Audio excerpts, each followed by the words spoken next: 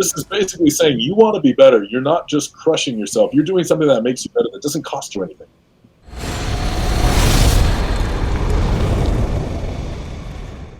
So yes, what is going on, everyone?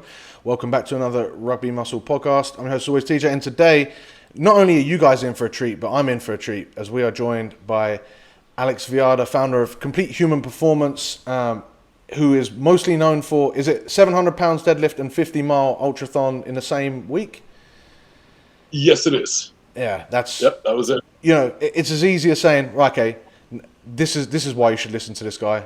Let's get into it. So with that quick introduction as to why we should listen to you, let's just actually touch on a bit more of your background and sort of, because when I asked our guys if they had questions, they did.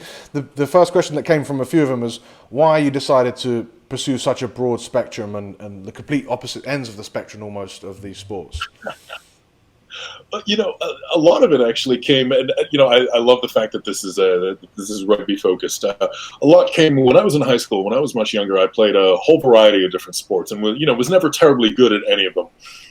Team sports. I played, I played American football. I played tennis, played lacrosse, played all these things, and always had kind of a more varied set of athletic abilities, parameters. Of course, never very great. Going into college, of course, never played at the level where I could compete at any of them. I went to a Division I school. I went to Duke University, so pretty much dropped them all. And shortly after school, got back into weight training, got back into lifting, and just needed some kind of outlet. And it was after a couple of years of doing that I realized I was getting stronger, I was getting bigger, I was getting quote unquote fitter in some ways, but I lacked the versatility that I always felt that I had when I played multiple sports. Mm-hmm. And I for lack of a better term, I felt strong. I felt like I was in shape, but I couldn't go up a flight of stairs without losing my breath. I felt like there was this fundamental lack of this missing component to my fitness. And a couple friends of mine actually just challenged me to run a 5K with them. It was my birthday. We had a couple drinks, and so I registered for the thing right then and there on my birthday, which I regretted the next day.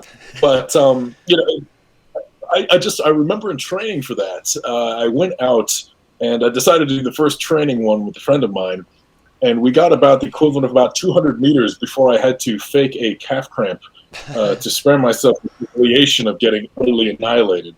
So I think it was as much realizing, having it exposed, what a massive area of potential improvement this was, and how much my lack of conditioning was probably costing me, even on the lifting side of things. Mm-hmm. And realizing that there are individuals who combine great strength, great cardiovascular capacity, and everything else. So avoiding that was shortchanging myself significantly. So that's pretty much what started it. That's so interesting. It's funny that some people will, even to this day, think that they've done very much the same thing, but they'll actually instead they still won't have the balls to admit that they'd faked that calf cramp. They'll say, no, I definitely got cramp.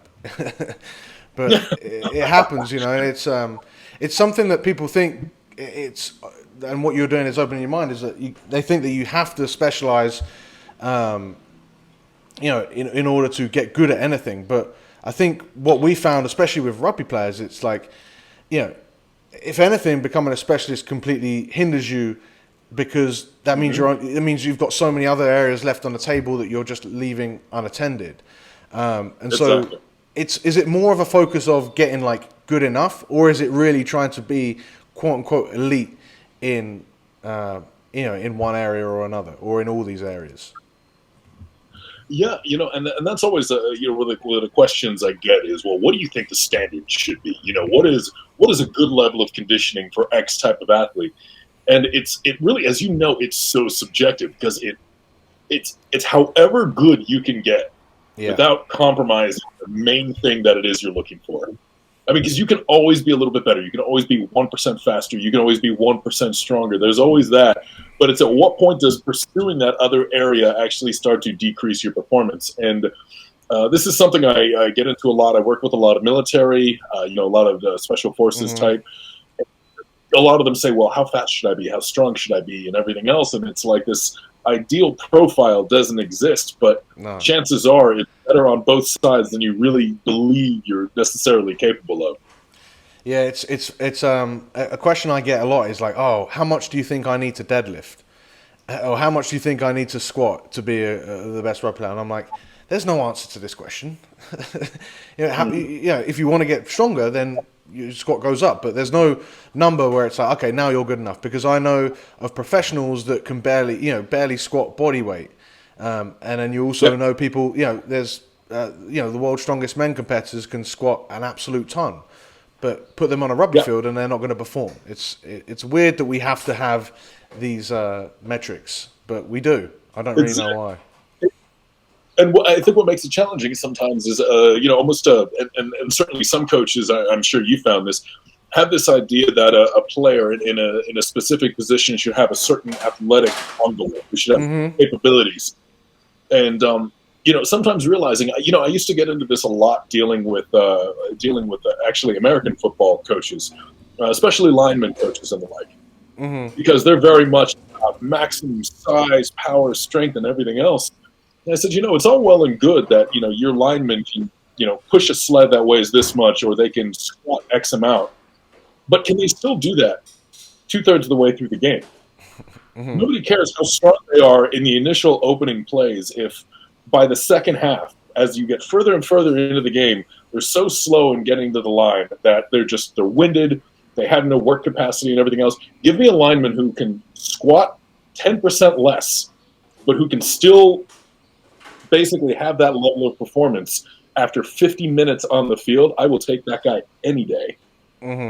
Yeah. So absolutely, it's the exact same answer that I usually give. It's and once you get to that elite level, the amount of work that you need to push towards even more numbers, it's just so much work which can be spent on so many other areas. As an athlete like yourself that tries to pursue all these different sort of goals and pursuits, or as a rugby player that's got all these demands on their body. So definitely agree with that. So to build upon that, there is a question that we got asked by one of our members who said, just what are some tips that you would give to a person who is of that strength, they're maybe that lineman sort of build, they've got quite a lot of strength, but they want to keep that, let's phrase the question how he's phrased it, and we can maybe sort of pick apart the question a little bit as well, because he said, what were some tips you'd give to a person wanting to get into marathons all while staying strong and making consistent gains? So the main thing would be figure out what your actual low intensity is. And I think there's such a push, especially the idea of being able to go slow before you can go fast. And the idea of doing most of your work at a sustainable rate is something that's really, really difficult, I think, for a lot of guys to understand, especially if you weigh, 140 kilos and, like some of these football players I've worked with do. And you say, okay, let's start easy. Let's go for an easy run. And they go out for a jog and their heart rate is up to, 170. And they're absolutely destroying themselves. They do that twice a week. They're absolutely annihilated.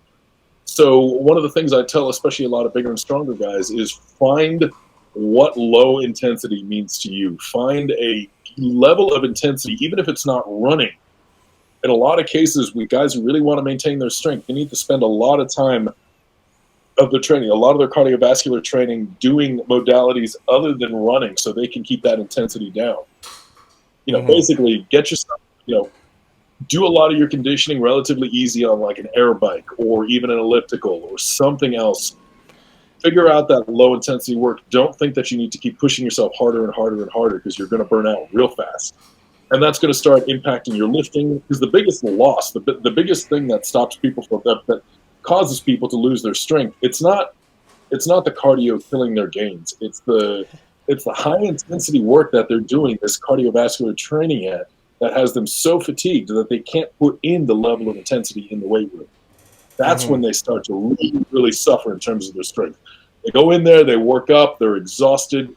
They've been going out way too hard on the endurance side of things. So when they get into the weight room, they're not pushing the weights they weigh. They're not lifting with the level of intensity. They're not doing the volume that they could. That's what starts to hurt them. So it's the strength that gets dropped over time as opposed to that one particular. So it's that one particular session leads to more and more fatigue, and over time that strength Exactly. is just going like you lifting the same 4 week period of weights as you were the previous four, and then therefore strength doesn't need to be as high. Yep, they start missing the top sets or skipping the top sets or skipping some of the drop down work. Tempo, range of motion, all those other things just start to suffer because of that accumulating fatigue, and it's all because in 90% of cases when I've worked with guys who actually lose strength, it's because most of their cardiovascular training was at too high intensity. Yeah. I tell them slow down, be able to go easy before you go hard. Do you get a lot of pushback with that? Because I imagine rugby athletes are one thing, but the people that you work with are another thing. And we were talking about it before we started recording it, about how being tough and pushing through pain is something that you're told that you have to deal with, right? One of the things I've found that actually really, really works is for a lot of these guys, I'll set targets like on the air bike. Cap your heart rate at 130. What is the maximum number of calories you can burn in an hour without letting your heart rate go over 130? Nice. Same thing with a run. Basically, capping your heart rate at 140. What is the furthest you can walk or run on your feet, keeping your heart rate under that number? And that has been a really good strategy because it sets an actual tangible target. It sets a threshold. It's okay, I'm just out here running. In a lot of cases, people have to think, okay, how can I be more efficient? How can I work on my breathing? How can I do this? How can I do that? It gives them a goal in their mind that's actually like if you go over it, you lose. You're dealing with people who don't like failing at things. So you're not just saying, you're saying, here's your goal. You're trying to do as much work as possible at this level of intensity. And I've found that actually they get really, really good really fast. They become very good runners, very good walkers, very good cycle, all very, very quickly with that in mind, because they learn how to be efficient. They learn how to breathe. They learn how to relax. They learn even the mental strategies that they need to keep that intensity down, which is all very, very critical in having that reserve of intensity there for when they actually go back into the weight room. Yeah, that's interesting. I've been trying to use a strategy using Charlie Francis style tempo runs and tempo work.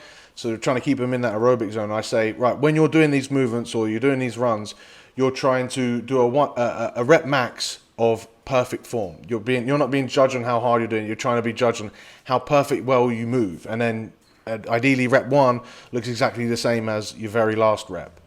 But sometimes now I'm thinking there's some sort of challenge that's got to be in that as well, like how make it, because again I think it's also weird when you do a lot of zone 2 work that it's you're working the heart, but the body doesn't feel overly exhausted when you finish, and people love to try and feel overly exhausted. It's also why they end up trying to do like a sprint finish or something like that. And is that even more negative than like just actually going hard in the first place?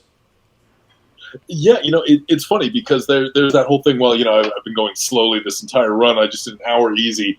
I can push it for the last minute or two, and in the short term that's tolerable. It's not a huge deal, but over time, eventually, it becomes, well, how hard can I push in that last minute? How fast can I sprint in? It becomes its own thing, and it's just this kind of run. I mean, you know how I work. The mindset. Got to be better every single time, and that's why you break that habit early and just be like, look.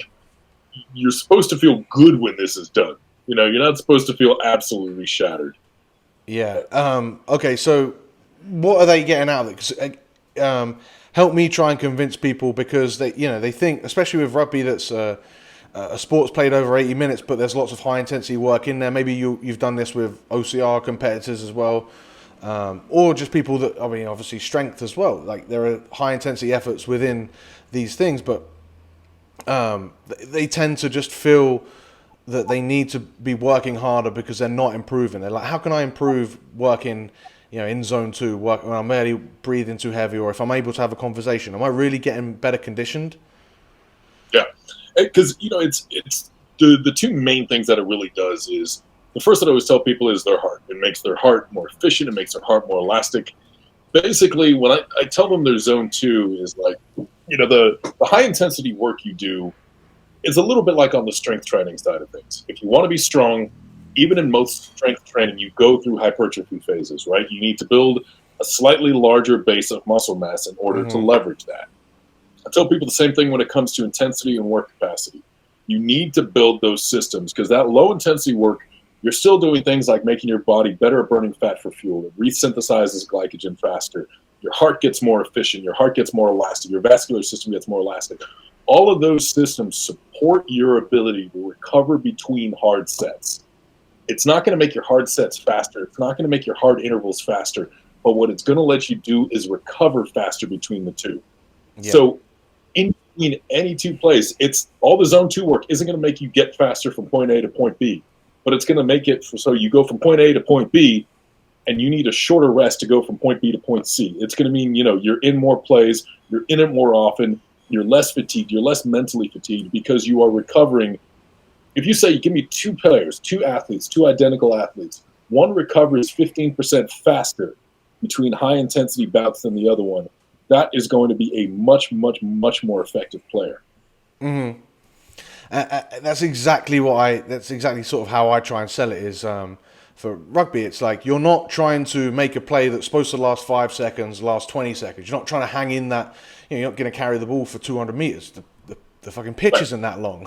So what you're trying to do is do an action and then recover from that action to go back and do another action as fast as possible. How do you do that? Exactly. Yeah. And you do it through aerobic. And that's the other thing, is also a lot of the things that low intensity training is teaching you to do. One of the things we see with athletes often when they start to get fatigued is a lot of things like, your field awareness starts to go down. You start to get tunnel vision. You get fatigued. You're less able to make good decisions. You're less able to make quick decisions. When you recover faster, when your breathing recovers faster, when your heart rate recovers faster, you get out of that sympathetic state a little bit faster.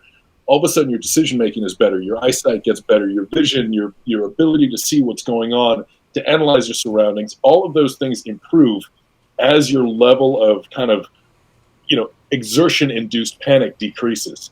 Mm-hmm. So what you also start to see is, that whole field IQ starts to improve as well as individuals recover faster and become more relaxed and more focused in between individual bouts of effort. All of these things are absolutely crucial. Yeah, so you're just generally operating at a much lower percentage of your maximum, therefore you're able to make better decisions and do all of this stuff better. It's exactly. Like this is good hearing someone that absolutely walks the talk saying this, because this is the same hymn sheet I've been banging on for some years now. And it's really funny because there's so much carryover. Because I played rugby briefly as well, so I definitely know the sport, definitely know the mindset, and there's a lot of carryover because we work with, like I said, a lot of military people going through selections, and a lot of these, you've seen SEAL Buds training and things like that. It's brutal, but it's a lot of the same kind of quick, hard effort, and then you get a minimum time to recover, and then they hammer you again, and they hammer you again, and they hammer you again. And that work capacity is what keeps your head in it. It's what keeps you there. It's what keeps you focused. It's what keeps you a productive part of your crew there, rather than the person who's barely catching their breath by the time it's ready to go again. Yeah. And so if people were like, they think that they're doing rugby style strength or this sort of strength where they're just going hard for, 5 to 10 minutes, maybe they're doing a Tabata, which we're not even going to get into because it's not a Tabata. But they're doing different interval workouts where they're under recovered because they want to try and perform tired, and they feel like that emulates a game better. Is that a worthy approach still as well? There's definitely benefit to learning how things are going to hurt in training, so you're ready for it when you compete. But also, if that's how you're doing it all the time, you're not getting a lot of those benefits. You're not developing at that point. You're developing a different set of skills. You're developing the ability to perform while fatigued. And that's a crucial part of it, but that's not all of it. Because at that point, the amount, yes, you're also getting fitter, but the amount of productive work you can do there, the nice thing about all this zone 2 training, this easy work, is it's a free lunch. You can do so much of it. Yeah. And you can get such astronomical improvements without really exhausting yourself. Because if you do it right, you can do an hour of zone 2 work pretty much any time during the week that you want, and you're not going to feel any ill effects from it unless you go out too hard. So you tell people, this is basically saying you want to be better. You're not just crushing yourself. You're doing something that makes you better, that doesn't cost you anything. It doesn't all it costs you is time. And if you want to be good and you're not willing to spend the time, then what are you doing out here? Yeah. I mean, that's always like my final nail in the coffin. It's like, look, if you don't think that all these benefits that I'm saying are enough, what about the fact that you can actually do more of it and you have more room to improve? Because there's only so much you can improve in the zone 3, zone 4 range. Whereas zone 2, I mean, we've seen it. People can run ultra marathons for a week. The aerobic system is amazingly adaptable and capable. Why are we not working on this so much? Completely. You know, and one of the biggest examples I got even from the pure strength standpoint is I worked with an athlete who was a very, very, very high level power lifter. And at first he didn't see the benefits to it. He just started doing this for the tangential benefits and everything else. And, heart and everything else. He had a history of heart disease. I need to be healthier. And, it was after about 4 months of working with him, he basically said, he sent me an email and he said, one thing I didn't realize up to this day that's made the biggest difference, because his lifting was going fantastically well. He said, I realized for the last couple of weeks, I've been putting on my own knee wraps. And this is an individual who squatted close to 350 kilos. He said, I've been putting on my own knee wraps without help, and I wasn't winded. It sounds so, actually, I think it was like 380 kilos. Absolute beast.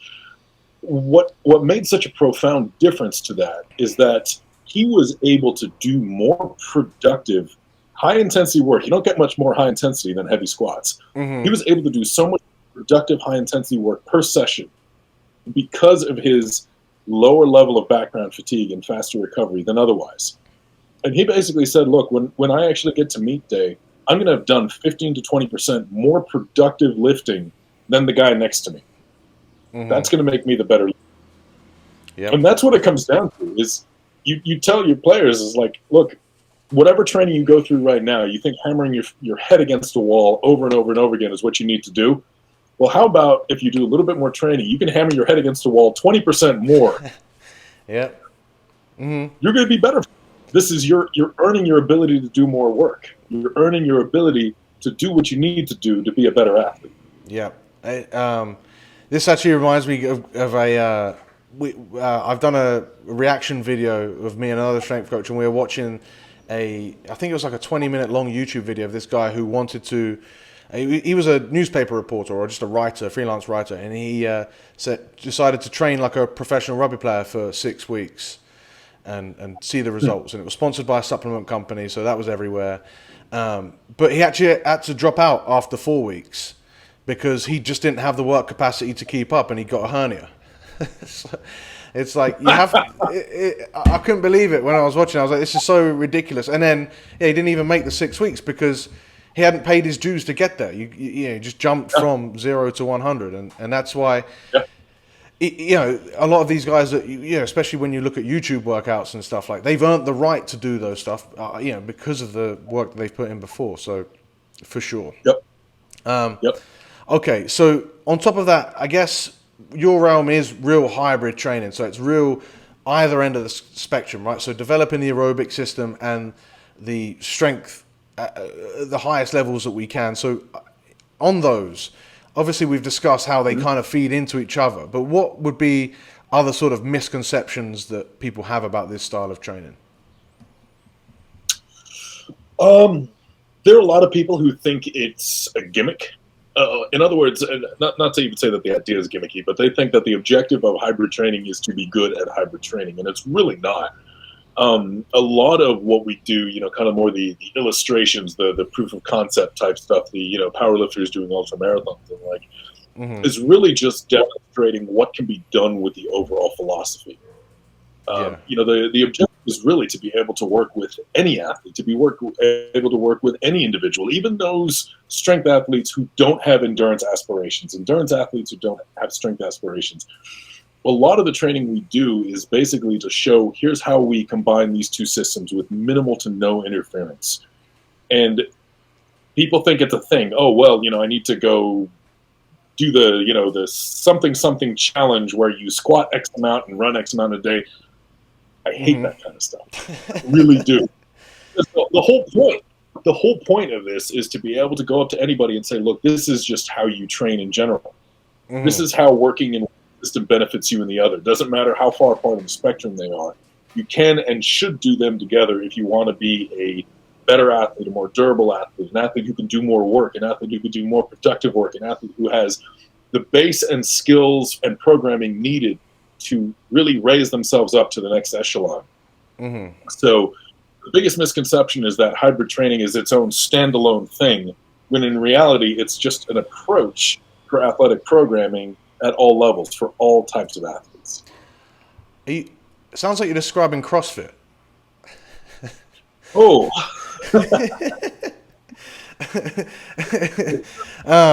You want to, you know, I did the CrossFit level 1 back in the day, and that's their philosophy, at least. It's not, it might not be how they train. I mean, it's certainly not how they train, but that's their philosophy, at least. And so I think it's funny because I get quite a lot of rugby players that, you know, if you're a rugby player and you're interested in training hard and this sort of style of training, and you look at CrossFit and you think, oh, that would work for me. I think this is what I need to do. I need to lift weights. I need to be explosive, but I also need to keep going.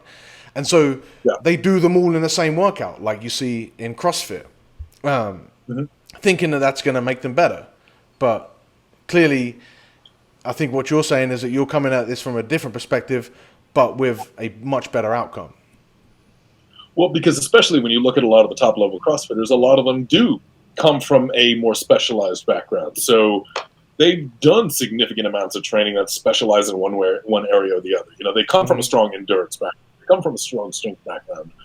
So what CrossFit is doing for them is just rounding out their skills. Yeah. And in addition, a lot of CrossFitters, I mean, you look at, they went through a whole renaissance there where they started working with specialized running coaches who gave them all running workouts.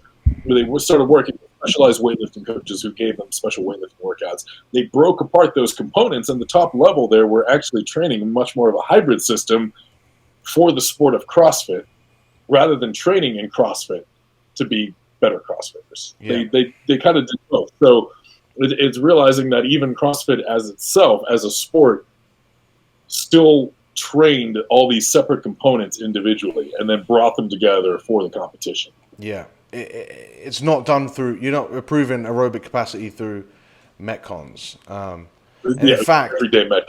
It's like when you look at Matt Fraser, it's kind of technical, but Matt Fraser now, I can't remember how many times he's won the CrossFit Games in a row, but I think a huge part of why he's so good is because of his Olympic lifting background. Because if you watch every single one of his snatches, it's almost like he's snatching 135 pounds for 30 reps and almost staying in zone 2 because he's so comfortable on that top end and that bottom end that he can just rep it out. It's unbelievable to watch, but it's kudos to hybrid style of training versus Metcons. Exactly. Because, you know, the individual parameters he has are not that impressive, if you think about it. I mean, yes, he's very good at Olympic weightlifting, but if you look at his strength numbers, you look at his running times and everything else, nothing stands out as being in and of itself exceptional.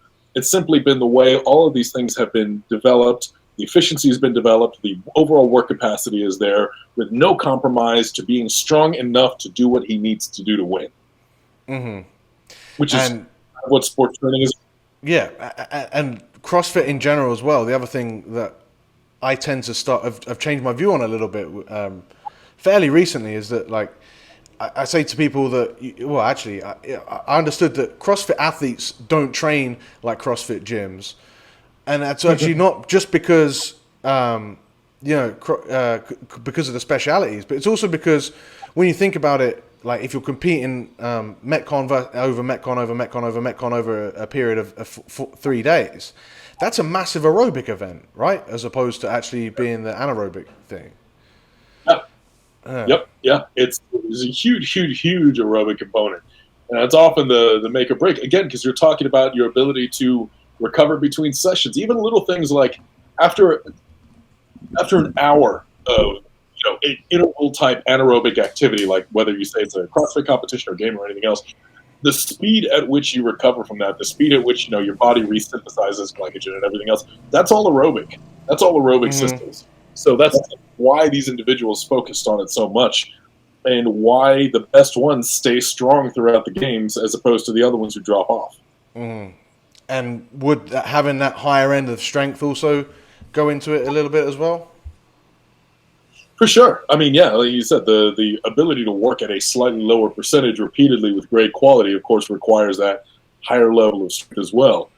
But yeah, it's again, like anything else, it's all about absolute peak efficiency as an athlete and knowing the degree to which you need to develop a specific athletic parameter and then filling in the gaps rather than just taking what you're good at and getting even better at it. You're saying, well, this is good enough right now for what I need to do. Let me fill in all those other components to be a more complete athlete. Oh, awesome. Yeah. And that's where you started your pursuit into hybrid training. So I want to know from that, do you think that your strength background helped your ultra marathon pursuits, or do you think that it's there's a little bit too much strength there that you didn't even need to, like, you wish you'd have come across doing ultra marathons a good few years earlier, and maybe they've even helped your strength? I think overall I have lasted significantly longer in some of these areas than I would have otherwise. My issue with a lot of endurance work is, quite frankly, my body weight at this point. I'm 111, 112 kilos. So I'm a little bit heavy to do a lot of the running volume that I would need to do otherwise, which has been the biggest detriment. What I have noticed, though, is that, certainly when it comes to endurance sports, the gait is extremely efficient. I'm far better on uphills than I should be by any rights. And so much of that is because of leg strength and everything else. I think the lifting background, it certainly did help avoid a lot of issues that I think a lot of ultra runners deal with. But of course, the body weight has introduced its own. So I think if I wanted to be really focusing on ultra marathons, I would probably maintain all the strength work I do, but I would literally just drop 30 kilos body weight. But are you this heavy because you enjoy it, right? As opposed to anything else, right? What's the heaviest you've actually competed in an ultra marathon at? I think the last 50 miler I did, I think I was pretty much 100 kilos exactly on that one. That was the heaviest. I've done things like run the Grand Canyon a bit. I did a 25K, which is going to be a 50K, but I dropped at the last moment. I was doing the mileage, though. That was at about 105 kilos. So that's right about the threshold for being able to do over a marathon distance where I'm still able to get in the volume of run training. Because that's really it. It's not the race itself. It's carrying the body weight through the training that makes the biggest difference. And that would be that's where when you start to get the benefits of, like you said, all that zone 2 work probably on the bike would help out a lot more. Yeah. Yeah, absolutely. Any other advice you would have for the heavier person that wants to try to develop that zone 2 work?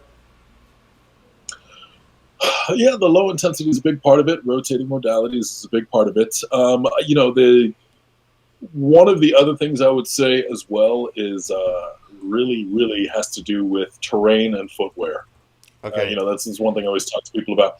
So first of all, walking isn't necessarily much lower impact than running. I think there are a lot of people who say, well, I'm just going to start rucking instead, and they put on heavy packs and start walking and think that's lower impact.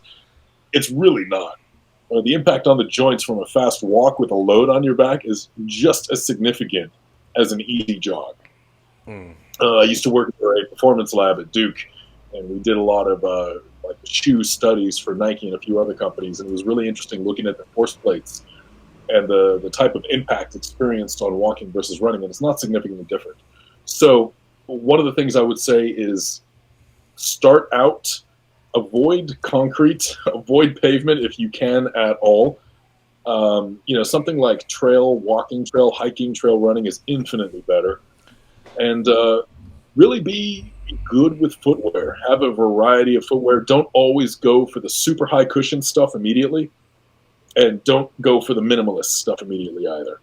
The mistakes people think is they'd be in one camp or the other. And I know that might be something questions on. Use a bit of both, because I think since I ever started training, I was big into my barefoot lifting, and Yeah. then I was doing plyometrics, and it was like kind of hurting my feet, and so then I just by nature happened to find Vibrams, and then Mhm. and then if you buy a pair of Vibrams, you're not buying a pair of Vibrams and not finding out about the barefoot running and how that's absolutely going to change your life and give you a religious experience. Obviously, it Mhm. didn't quite turn out quite like that. So you want to dig into that and tell me like why barefoot is not always the way to go? Because I'm told that you're supposed to build up slowly, and that builds up the strength in your feet.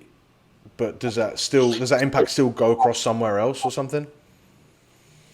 It does and it doesn't. So the difference in absorption and shock for barefoot versus heavy cushion is roughly about the same. It's just distributed differently in the gait cycle.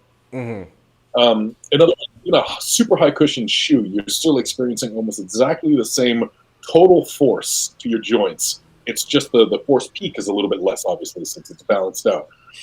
The biggest difference here between the two is barefoot running is absolutely fantastic. It teaches you, it strengthens your feet, it strengthens your calves, it improves all that proprioceptive feedback. It makes you a better runner, it makes you a better technical runner. It probably means overall not going to run like an idiot, which is one of the biggest things that happens to people. If you're Right. very acutely aware of impact and everything else and where you're putting your feet and all that, because you have to be, that's going to make you a better runner. The one thing that starts to beat people up, though, is that it's not like we're just running on smooth grassland here anymore. Most of us are a little bit bigger. If we were, 50 kilos and tall and lanky and running on wide open savannas with minimal rocks, we probably wouldn't feel too beaten up, but we're not. We're running on pavement. We're running on trails that have big rocks, roots. We're heavier. A lot of these things. That constant impact, small object impact on the bottom of the feet with no cushion, especially over long distances, can start to cause a lot of trauma and cause a lot of foot problems for a lot of bigger runners, especially. One of the things I like for people to do is find at least a marginally cushioned shoe with a good solid foot plate in it, something that protects your feet from impact, from rocks, from everything else. The downside to that, of course, is that a good foot plate means you're getting no feedback from the ground, really. So that's why I tell people use minimalist shoes for a lot of your shorter distance stuff. The stuff where you're very aware. You're going out for 20 or 30 minutes, you're focused, you're going faster and everything else. That's great. If you have to do anything longer distance, you're going out, you're doing some zone 2 work where mentally you're zoning out, you're likely to be a little less careful with your feet. Get yourself something with some cushion or some foot plate, something like that to just protect your feet, because otherwise your feet are going to start to get bruised, they're going to start to get beaten up, you're going to start to get chronic problems with a lot of the tendons at the bottom of your feet, a lot of that kind of stuff we can't get away from. So there's absolutely room for both. Yeah, And and I it's think you almost need like both. a running solution if you still want to run, but we've also spoken about all the other solutions that you can do if you want to do that long zone 2 work It's without even running in the first place, right? Because at that point, it's that. not you're not building out your running, right? Especially for a game of rugby, you're doing Yeah, that doing your exactly. sprints. Yeah, you're working, as you said, the Yeah. heart. Okay, Yeah, cool. the only people that I say absolutely you need those longer runs for are ultra marathoners who need that time on their feet to practice gait efficiency and things like that. For the rest of us, no, no. Potentially one day we might have to talk about that. But for now, we'll move on and we'll switch gears and we'll talk a little bit about dietary components of this. So Sure. the first one, and this one again is from one of our members who says, what are some dietary adjustments that must be made to fuel the type of training that you do compared to a purely strength or a purely aerobic program? Honestly, there are very few. The major thing is obviously controlling for calories and everything else. Protein intake does tend to go up a little bit more, simply because when we talk about minimum protein requirements, we're not just talking about muscle growth and muscle building and everything else. We're also talking about enzyme proliferation and repair, everything else. Um, the major difference is in food variety. Make sure micronutrients are up there. You probably need more iron. Generally speaking, cardiovascular training for especially for larger athletes is going to involve a certain amount of basically blood vessel disruption and everything else. You're going to need slightly higher iron. You're going to need higher electrolytes. You're going to have to be a lot more aware of that because of the type of training. So I typically just say increase your food variety a little bit more, because I think a lot of strength athletes especially can get away with eating much more kind of focused diets. They'll have the same thing every day. As far as calories go, as long as you're accounting for the activity, generally I don't make any major interventions. As long as your protein intake is about 1.8 grams per kilo, which is usually what I target, and you're getting in kind of minimum fat, which is about 0.5 grams per kilo, and the rest can come from carbohydrates or, in my case, beer or wherever you want. Usually that accounts for it in most cases. I think one of the things I try to do is demystify it and say, look, just eat enough for your activity, and maybe more than you think. Yeah. Especially on the calories one, I think a lot of people underestimate, because they think they lift quite hard for an hour. They think that's probably going to burn the same amount of calories if they're again zone 2, seen as they think they're training like a fucking pussy when they're not. They're burning a lot more calories than they would be doing any lifting training, right? Yeah, absolutely. Yeah, I mean, somebody my size going out and just even sitting on a stationary bike for an hour at zone 2, I'm going to burn 700 calories like that, 800 calories like that. That's significant. I mean, if you're already taking in 3,500, 4,000 calories a day, and you suddenly have to add 800 on top of that, that starts to feel like a bit of a burden, and it's a difficult adjustment to make. And I think for people, they can get away with potentially under eating for the first couple of weeks, but I try to tell people, when you're really in a performance increasing mindset, you can't really lose weight on a hybrid type routine. Get down to your target weight. Stay at your target weight. Don't let yourself get heavy in the off season just for the hell of it. If that's going to be targeted, you really need to eat enough to recover. Yeah. That's funny. I didn't expect that coming, but that's another thing that I really talk about, is get that monkey of fat loss off your back, because then you can utilize all your calories towards training and not worry about it. If you're trying to, and I think taking your quote unquote bulk slower, if more and more people just did that, they would save themselves so much. They give themselves a lot more opportunity to train better, just because they'll have more calorie allotment to do that. Yeah.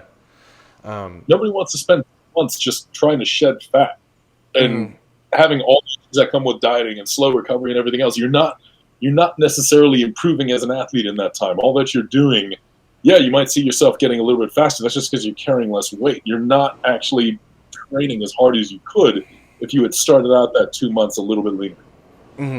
Absolutely.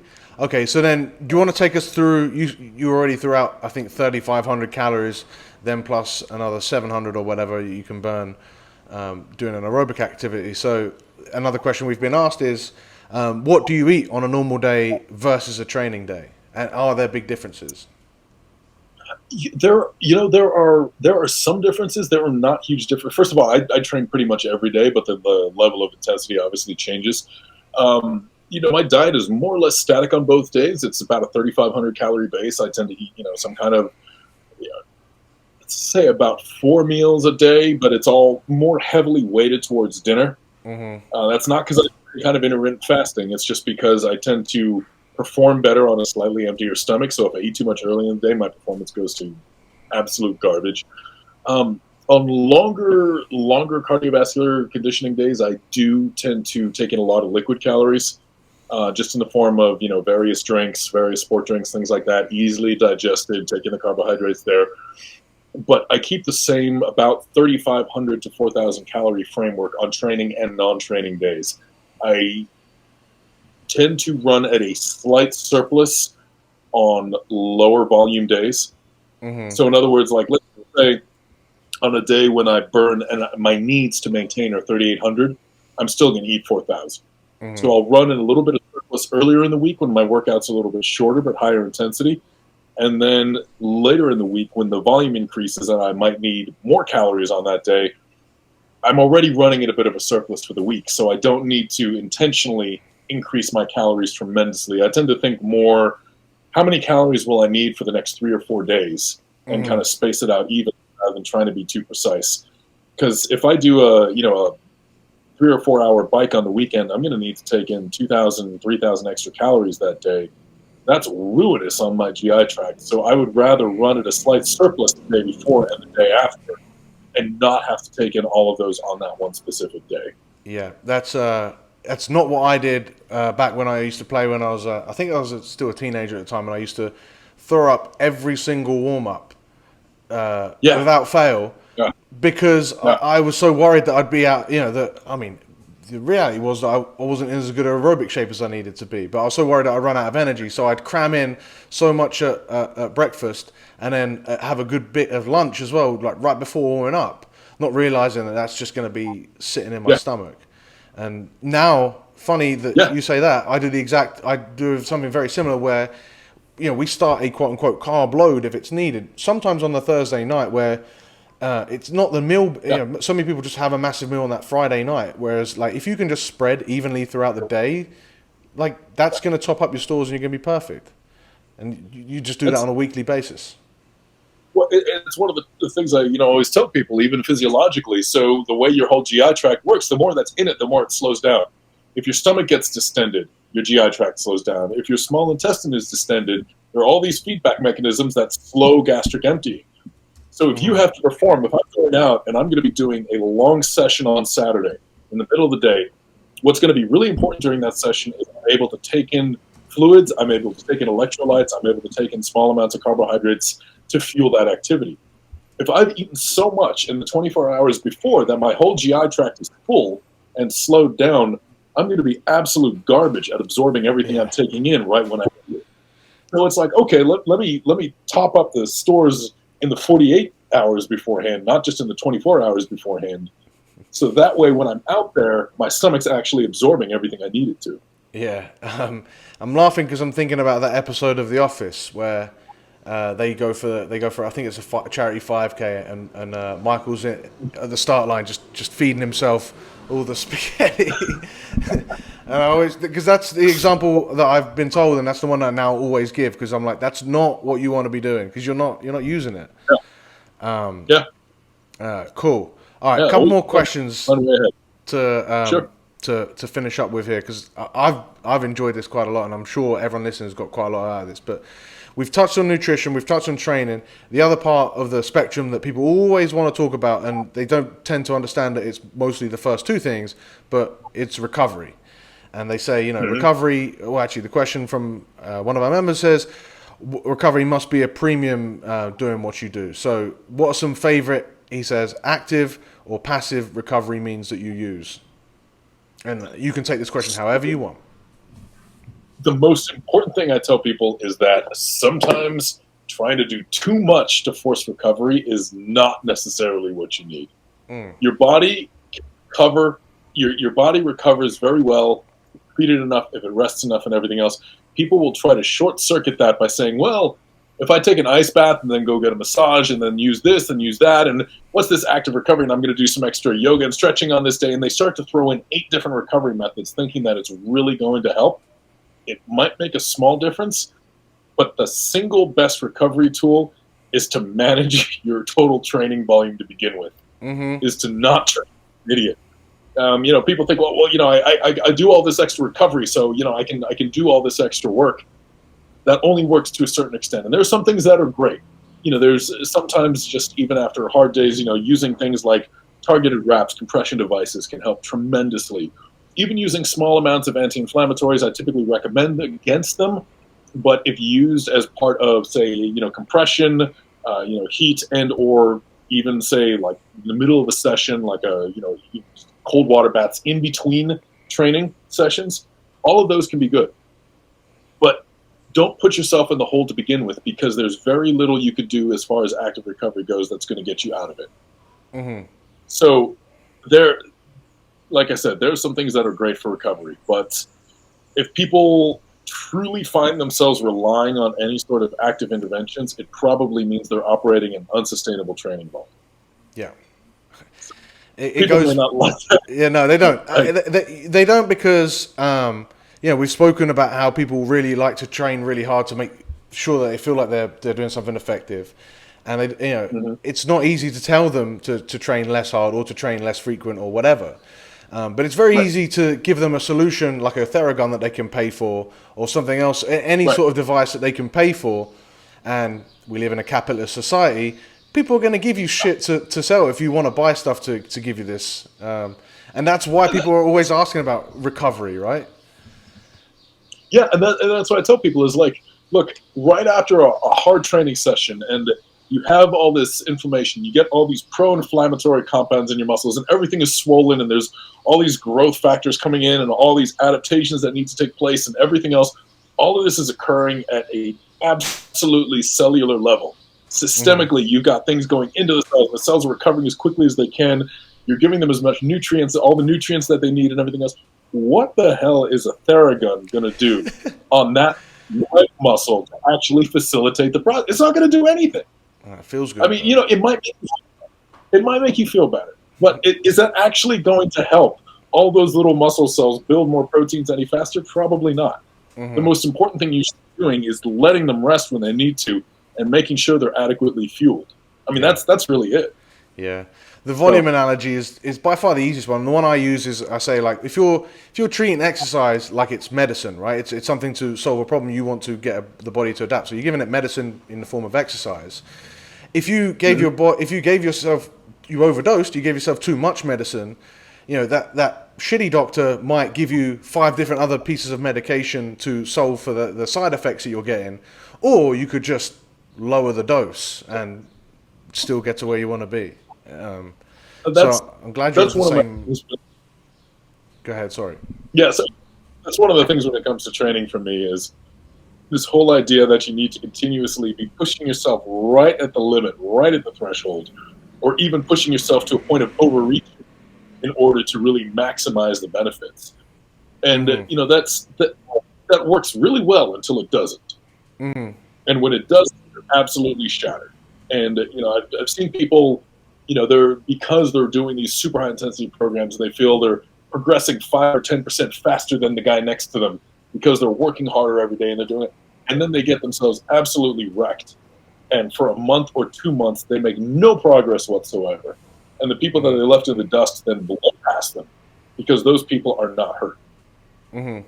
So it's the whole just be smart. It would actually be quite befitting to use the ultra marathon style analogy, right? It's not the person that runs the first 5 to 10K like a bat out of hell. It's the people that actually use the whole view the whole race as a whole and actually get through it much more appropriately.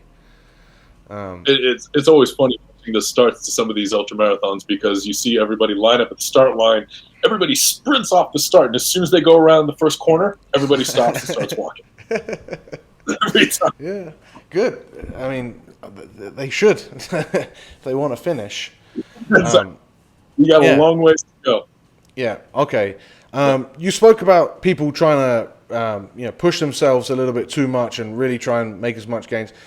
Maybe this sort of ties into it a little bit, but one last question I got from another member. He asked about how much you believe that what you've been able to accomplish is down to your genetics.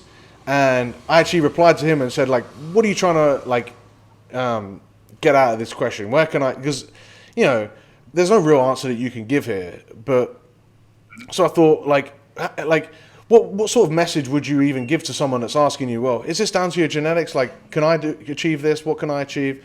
Because I think just saying how much of this is down to your genetics it gives you sort of a short answer that you could give. But I think a longer answer of more of a philosophical perspective, I think, is what I would like to hear from you. And I think you can give it.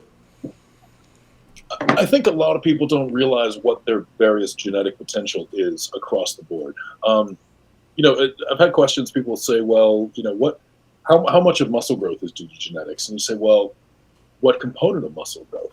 Mm-hmm. Genetics that account for muscle growth, you're talking about hundreds and hundreds of different genes all working off each other.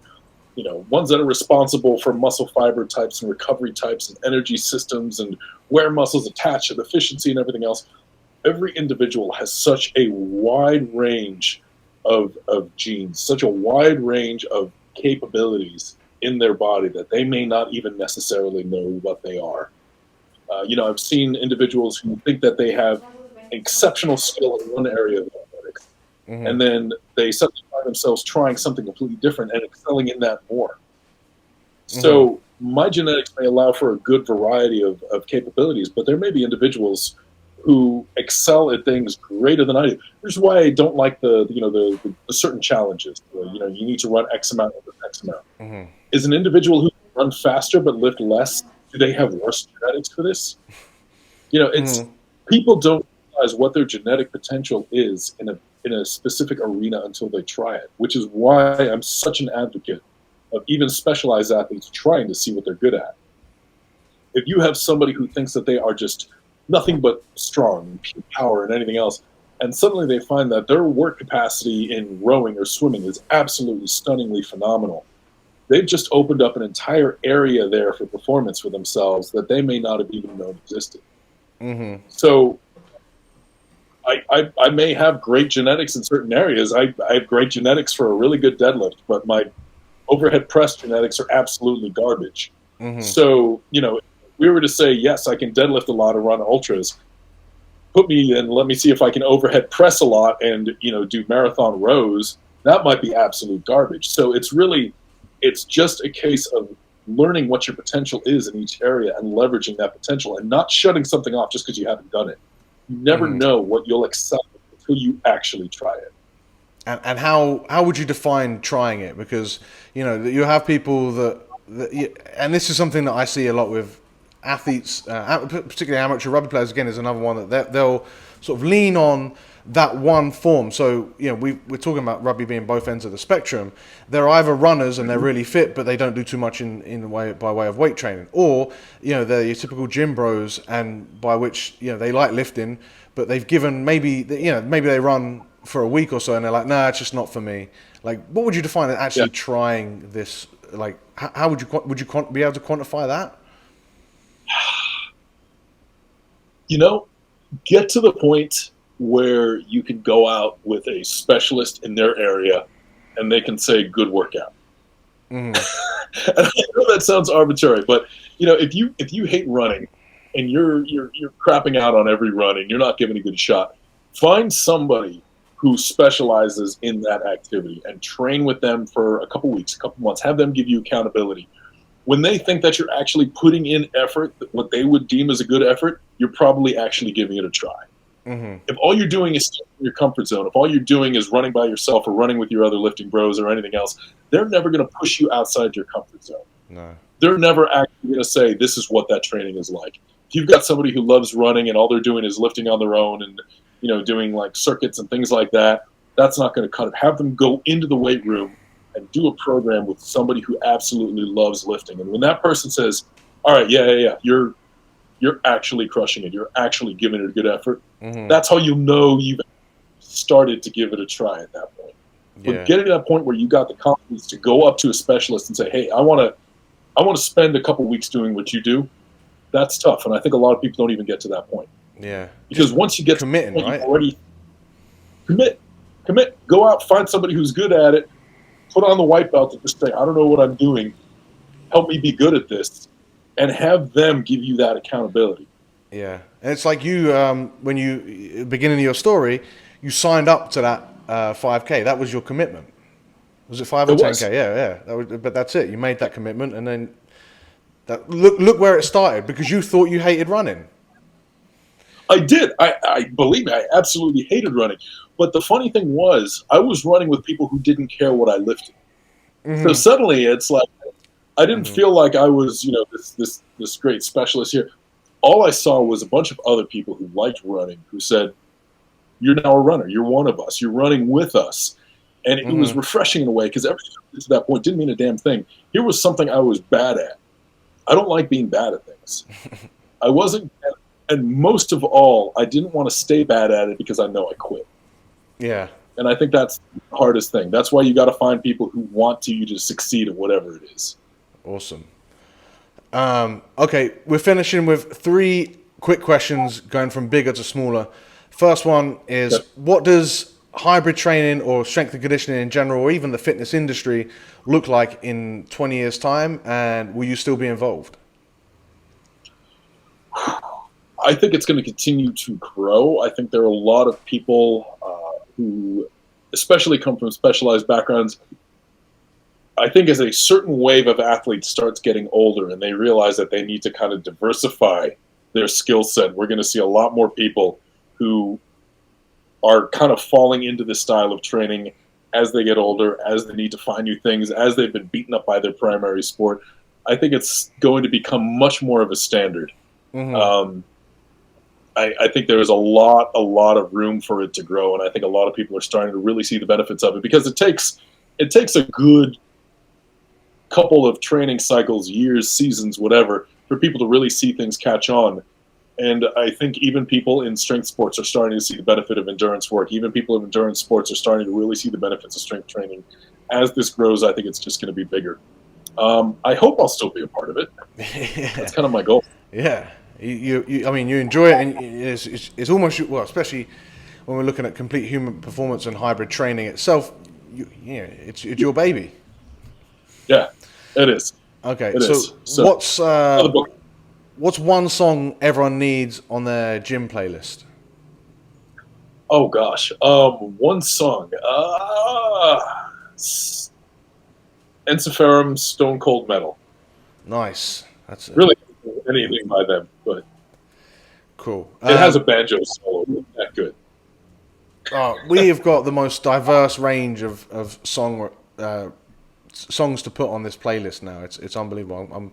I'm excited to get it together. And then finally, how can listeners get in touch with you, follow you, find out more about hybrid training and other ventures that you're into at the minute? Alex.Viada on Instagram. That's where I post a lot of content, Q&As, the occasional post. And from there, on my profile, there's links to like my educational portal and a couple of other things. So that's really the best place to reach me. That'll be in the description below, so they can just go ahead and click that and go through your IG to whichever, because you've got quite a few different things going on. So there's lots of stuff to get into, and I'm sure they'll like to check it out. And just want to say thank you for. I know this is people won't listen to this, won't know, but this has been a good few months, or if not a good 6 months or so in the making. Eye injuries, deadlines, lots of things have gotten away. But I'm really glad we got this done. I've learned a lot, and I enjoyed chatting for this hour. Same, great chatting with you. Really appreciate it. Thanks for coming on.